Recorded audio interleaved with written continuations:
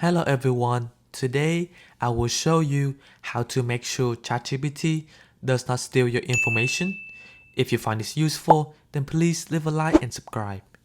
So if you have the ChatGPT app on your iPhone, then you should open it up. And the thing is with ChatGPT, all the conversation that you have with ChatGPT, it will automatically record it on the left side. So if you don't want all the conversation to be recorded like this, you have to turn on the temporary chat, which is a feature at the top right corner.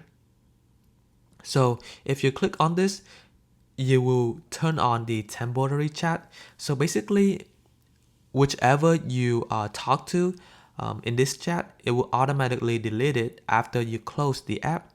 This way, ChatGPT will not store any information and for later use or training. And that is how you would be able to protect your information from being stored or stealed by ChatGPT.